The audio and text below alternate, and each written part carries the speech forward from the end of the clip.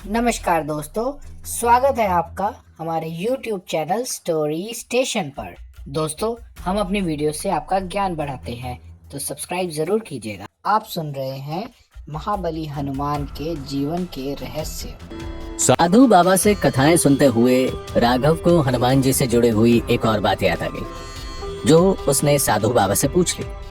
बाबा, मेरा एक दोस्त कहता है कि उस पर शनि की 7.5 चढ़ी हुई है और इसीलिए वो हर शनिवार को हनुमान जी के मंदिर जाकर उनकी पूजा करता है ताकि शनिदेव उससे खुश रहें। तो एक बात बताइए, अगर किसी पर शनि की दशा हो तो उसे हनुमान जी की पूजा करने को क्यों बोला जाता है?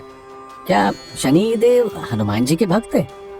भक्त भी अलग अलग तरह के होते हैं बेटा। कोई प्रेम के कारण भक्त बनता है जैसे हनुमान जी, और कोई डर से भक्त बनता है जैसे शनिदेव बने थे हनुमान जी के। इसके पीछे जो कथा है वो मैं तुम्हें सुनाता हूँ। शनिदेव सूर्यदेव के पुत्र थे और हनुमान जी सूर्यदेव के शिष्य थे। इस तरह से हनुमान जी शनिदेव को अपने भाई की तरह मानते थे। शनिदेव भगवान शिव के भक्त थे। वो बहुत न्याय प्रिय थे। वे किसी की कोई गलत बात बर्दाश्त नहीं करते थे। इसीलिए भगवान शिव ने उन्हें एक बार बुलाया और कहा, शनिदेव, मैं चाहता हूं इस सृष्टि में कर्म के आधार पर दंड देने की व्यवस्था हो। जो कोई पाप करे उसके पाप का फल मिले, और जो कोई अच्छे कर्म करे उसे उनका अच्छा फल मिले। इस जिम्मेदारी मैं तुम पर सौंपता हूं कि तुम ऐसी न्याय व्यवस्था बनाओ और सभी का न्याय करो। भगवान शिव की बात सुनकर शनिदेव बड़े प्रसन्न हुए, क्योंकि ये काम उनके स्वभाव से मेल खाता था। वे न्याय के देवता बन गए और ईमानदारी से कर्म के आधार पर लोगों को दंडित करने लगे। वे अच्छे कर्मों के लिए अच्छा और बुरे कर्म करने वालों को बुरा परिणाम देते थे। धीरे धीरे उनकी शक्ति और रौब बढ़ने लगा, जिससे उन्हें घमंड होने लगा। एक बार हनुमान जी श्री राम का ध्यान कर रहे थे। उनके सामने से शनिदेव गुजरे, मगर ध्यान में होने के कारण हनुमान जी ने उनको नहीं देखा। इससे शनिदेव को क्रोध आ गया। ये हनुमान मुझे पहले भी कुछ नहीं समझता था, पर अब भी नहीं। तभी मुझे इस तरह अनदेखा कर रहा है। शायद ये नहीं जानता कि अब मैं पूरे संसार का न्याय करता हूँ। मेरी शक्ति असीम हो चुकी है। लगता है इसका भी न्याय करना पड़ेगा। ऐसा सोचकर शनिदेव हनुमान जी को परेशान करने लगे। हनुमान जी ने फिर भी शनिदेव की ओर ध्यान नहीं दिया। इससे शनिदेव को और गुस्सा आ गया। आखिर में शनिदेव ने हनुमान जी को खुली चुनौती दे डाली। ओ हनुमान, यो ध्यान में क्या बैठा है? उठ और मेरी चुनौती स्वीकार कर। मेरे साथ युद्ध कर। शनिदेव, मैं इस समय अपने प्रभु श्री राम का ध्यान कर रहा हूं, तो मुझे अकेला छोड़ दो। किसी से बिना कारण युद्ध करने की मेरी कोई इच्छा नहीं। लगता है तुम मेरी चुनौती से डर गए हो, इसीलिए ध्यान का बहाना ले रहे हो। मगर मैं तुम्हें ऐसे नहीं छोड़ूंगा। शनिदेव ने हनुमान जी को तंग करना शुरू कर दिया। इस पर हनुमान जी का भी सब्र समाप्त हो गया। उन्होंने शनिदेव को अपनी पूंछ में लपेटा और फिर इधर उधर पत्थरों पर रास्ते पर पटकने लगे। शनिदेव का बुरा हाल हो गया। उनको बहुत चोटें भी लगी।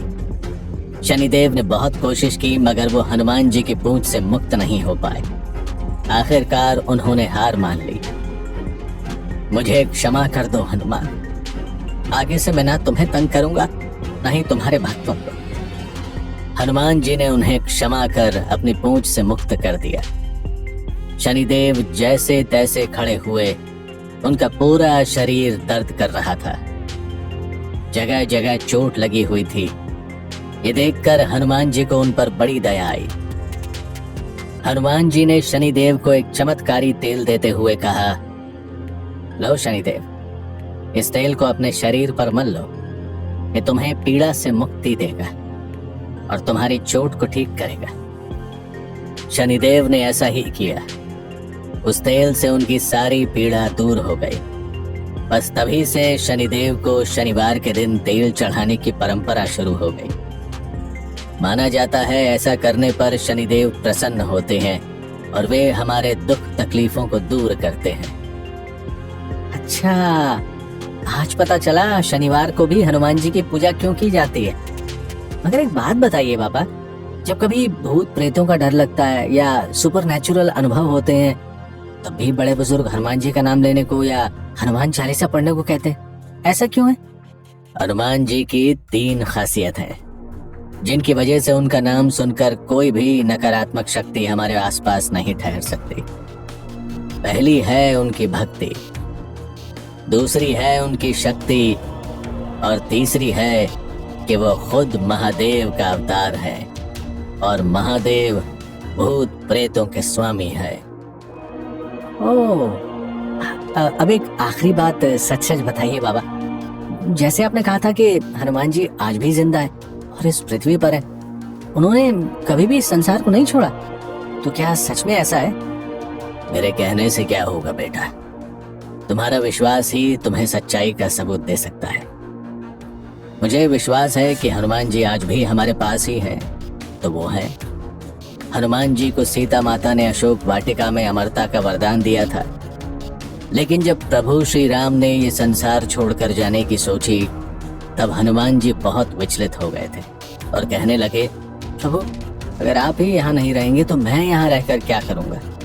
श्री हनुमान, कलयुग में धरती पर बहुत पाप बढ़ेंगे, लोगों में ज्ञान की भक्ति की कमी होगी, वे भ्रष्टाचारी दुराचारी होंगे। उस समय मेरा जो कोई भक्त दुखी होगा, पीड़ित होगा, तो उसके संकटों को हरना, उसकी मदद करना। अब मैं तुम्हें यही सेवा सौंपता हूँ। भगवान तो धरती पर अवतार लेकर आते हैं और अपना उद्देश्य पूरा कर वापस चले जाते हैं, लेकिन हनुमान यहाँ रहकर हमेशा उनके भक्तों का ख्याल रखते हैं। ऐसे बहुत से किस्से हैं जब भक्तों ने हनुमान जी की उपस्थिति महसूस की है। तुलसीदास जी को तो हनुमान जी ने श्री राम के दर्शन भी कराए थे। हनुमान जी उनसे बार बार मिलने आते थे। तुलसीदास जी ने उनकी स्तुति में हनुमान चालीसा और बजरंग बाण लिखे थे, जो हर हनुमान भक्त को जुबानी याद है। पुराणों में कहा गया है कि हनुमान जी गंधमादन पर्वत, जो कैलाश के उत्तर में है, वहां रहते हैं। जब जब उनके भक्त उन्हें बुलाते हैं, वो उनके पास पहुंच जाते हैं। कैलाश पर्वत के आसपास बहुत से भक्तों ने हनुमान जी की उपस्थिति महसूस भी की है। पांडवों से जुड़ी एक कथा भी है जिससे पता चलता है हनुमान जी द्वापर युग में भी थे। दरअसल भीम को अपने बल पर बड़ा घमंड था। जब पांडव अपने अज्ञातवास के समय गंधमादन पर्वत के पास पहुंचे, तब भीम ने हनुमान जी को वहां आराम करते हुए देखा। भीम उन्हें पहचान नहीं पाए और अकड़ कर बोले, ओए वानर, तुम्हारी पूंछ ने मेरा रास्ता रोका हुआ है, अपनी पूंछ तुरंत हटा लो। अगर इस पर गलती से मेरा पैर आ गया तो जिंदा नहीं बचोगे। मैं तो बहुत बूढ़ा हो गया हूँ, मुझ में इस पूंछ को हिलाने की क्षमता नहीं बची। तुम ही मेरी पूंछ उठाकर एक और रख दो। भीम ने ऐसा ही करने की कोशिश की, मगर वे हनुमान जी की पूंछ को जरा भी हिला नहीं पाए। इस तरह उन्होंने भीम का बलशाली होने का अहंकार तोड़ा था। हमारे देश में ऐसे बहुत से भक्त और संत हुए जिन्होंने समय समय पर हनुमान जी के दर्शन किए। उनके दर्शन करने को उसी स्तर की भक्ति भी चाहिए, बाकी तो उनकी मर्जी। कृपा करनी होती है तो करते ही हैं। जैसे तुम्हें आकर बचा लिया, और तुम हो कि मुझसे पूछ रहे हो कि हनुमान जी आज भी हैं या नहीं है? साधु की बात सुन राघव हंस पड़ा। मुझे इस बात में अब कोई शक नहीं कि मुझे हनुमान जी नहीं बचाए। सच को बाबा, मुझे तो अभी हनुमान जी का ही रूप लग रहे हैं। मेरी जान बचाई, मेरी सेवा की और मुझे इतनी सुंदर हनुमान कथाएं सुनाई। ठीक है ठीक है, अब थोड़ा आराम कर लो। आराम करके कुछ अच्छा लगेगा तो तुम्हारे घर जाने का प्रबंध देखेंगे। राघव साधु बाबा की कुटिया में जाकर लेट गया और उसकी आंख लग गई। थोड़े समय बाद उसकी आंख खुली तो उसने देखा कि उसके आसपास कुछ लोग खड़े थे और कह रहे थे, बड़ा किस्मत वाला है लड़का, इतनी गहरी खाई में गिरकर भी जिंदा बच गया। और देखो तो कुछ ज्यादा चोट भी नहीं लगी। साहब बजरंगबली की कृपा है। राघव ने आंखें खोलकर चारों ओर देखा तो हैरान रह गया।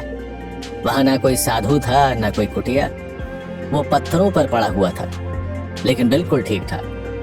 उसके शरीर में अभी भी वही एनर्जी थी जो उसने पहले महसूस की थी। उसकी आंखों के आगे उन साधु बाबा का चेहरा घूम गया और वह कह उठा, आप कोई और नहीं, मेरे हनुमान ही थे। और कमेंट करके जरूर बताइएगा कि आपको ये सीरीज कैसी लग रही है। धन्यवाद।